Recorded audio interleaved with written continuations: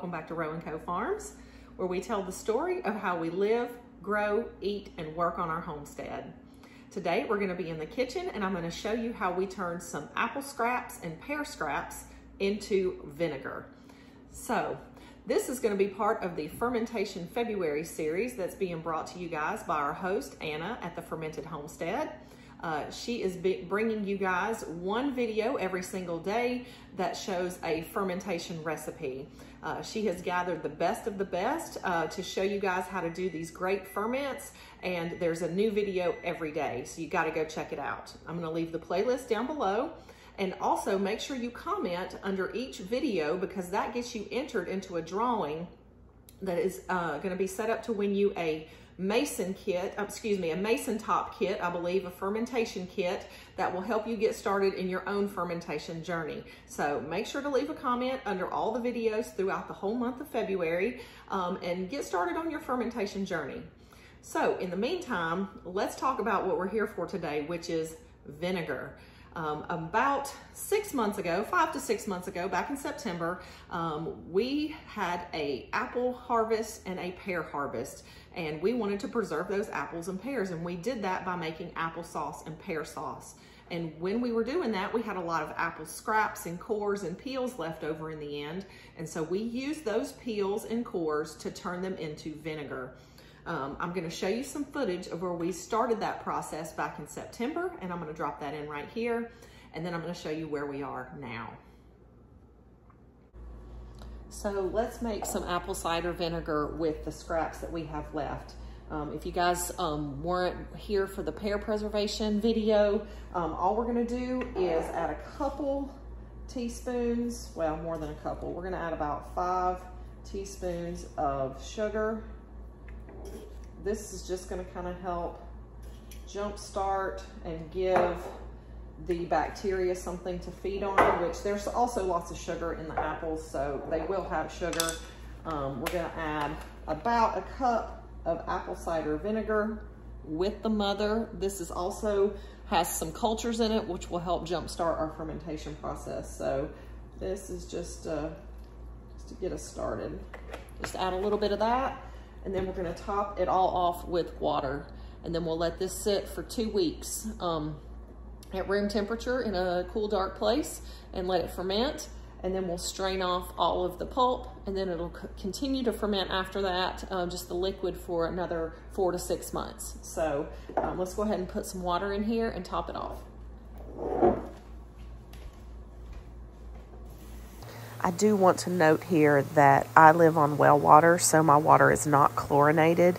If you have chlorinated water, you need to let your water sit out overnight to let all the chlorine evaporate before you add it to any fermentation recipes. Otherwise, it could hinder the bacteria that we're trying to grow. So I'm going to add a fermentation weight in here, just enough to kind of hold that stuff down. You don't want anything floating up too much above the liquid, so that'll help hold a lot of that stuff down. I'll put a lid on this and let it sit for 2 weeks. All right guys, so let's follow up. It's been 2 weeks now, and we're going to be straining off our pear scrap vinegar, and then we will continue fermenting it. So what you will sometimes see with ferments like this is you'll see like a white kind of film at the top. This is a little bit of yeast. It's not mold. It's okay. It's not going to hurt anything. We're going to probably skim a little bit of that off before we strain it, but basically we're going to take and strain off our liquid, all of this liquid, and we'll then put just the liquid into this jar here, and then we'll throw away all of the rest of the scraps here. I'll try to give them to the chickens, but they probably won't eat very much of that. So we'll strain it off, and then this vinegar will continue to ferment for about 4 to 6 months. So it's not done yet. We will do another follow-up once this is done, but let's start off by straining off all of the liquid in here.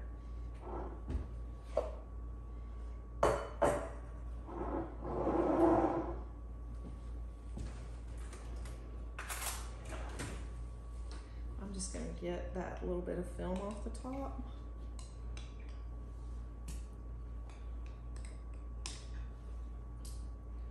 And again, it's just yeast.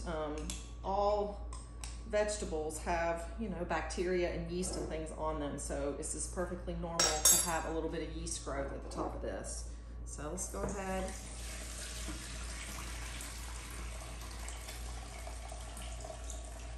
Well, that's good. Most of it's going to stay in the jar for us.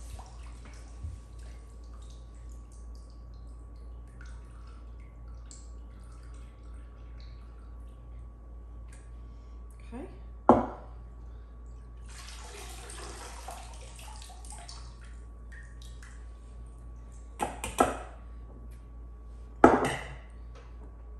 So there's that. I'm going to go ahead and pour all of this into my jar, but I'm going to do it in the sink here so I don't make a total mess.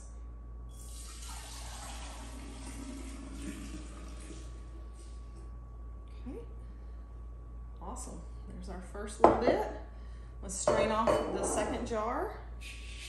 We got a little bit of, you can tell there's some gases. Oh yeah, this is bubbling. Do we see that? This is fermentation in action. I'm going to bring you in a little closer so you can see. I don't know if you guys can hear this.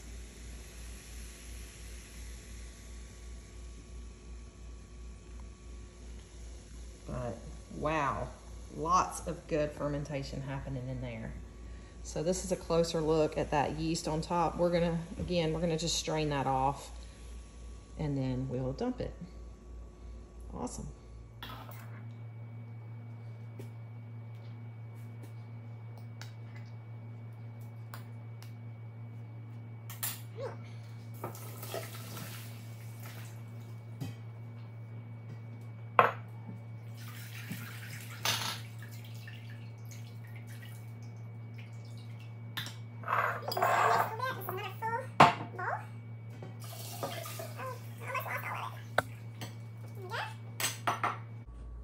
And there is our 1 gallon of apple cider vinegar.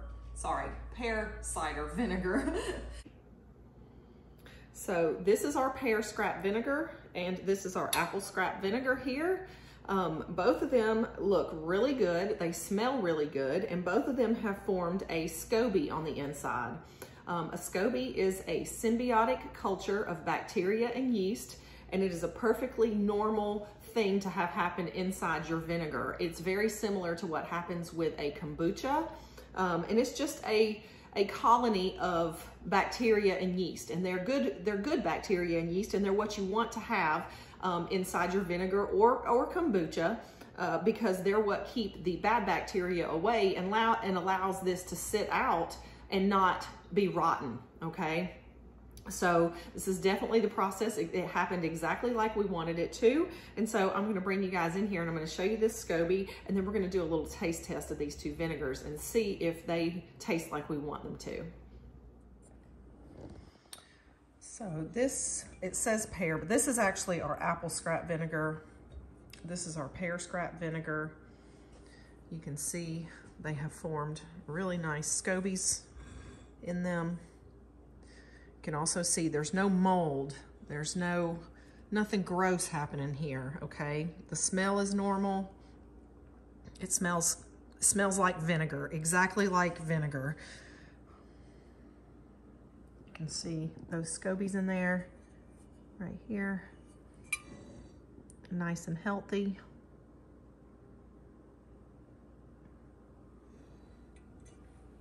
Let's give them a taste. All right, so I'm gonna scoop a little bit of this out.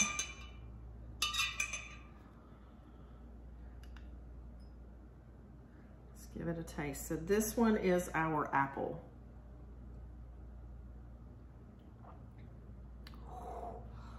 It's vinegar, but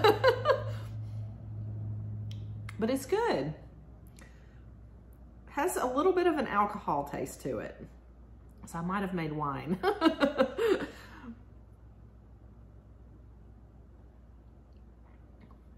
Yeah, it's good though. I look forward to using it. All right, let's get a little dip of this pear.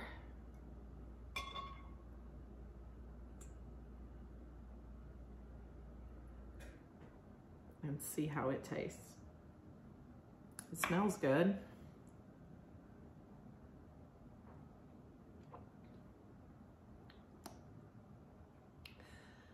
I don't like the way that one tastes as much as the apple, but it's not bad. It definitely has a vinegar taste to it. I actually think this one needs to sit a little bit longer. Yeah, I think they just need a little longer. So I'm gonna leave these on the shelf for another month or so, but we have made vinegar, guys. I think we are successful in our vinegar process. So I'm really pleased with that. And I hope this helped you guys out if you wanna ever make vinegar for yourself. So very easy recipe. I'll leave a link down below. Make sure you go check out all the rest of the guys in this fermentation playlist. Leave a comment so that you're registered for the drawing at the end of the month. And we'll see you next time here at Row & Co Farms.